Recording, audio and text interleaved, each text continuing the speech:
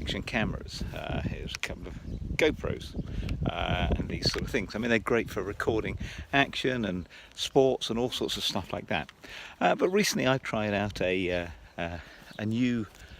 cheaper version called the ActiveOn CX. The problem is,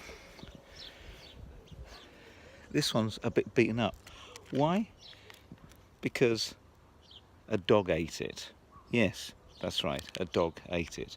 I don't know if you can see the, if I swing around that way so the light's differently, you can see the teeth marks all over it.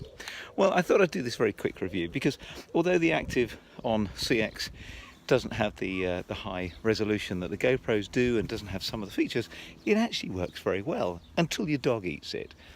But well, after the dog ate it, and despite the LCD screen, which is a bit crunchy, don't know if you can hear that, the thing still turns on.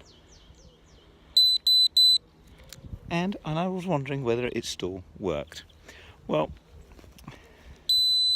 there we go. So there we are, it's recording. And you can see the little flashy red light in the top there.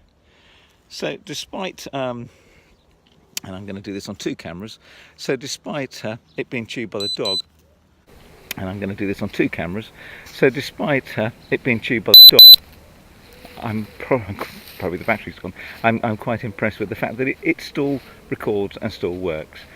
So I would highly recommend. They're a fraction of the price of GoPros, and they do quite a reasonable and a good quality picture as well. So we use it on a motorcycle.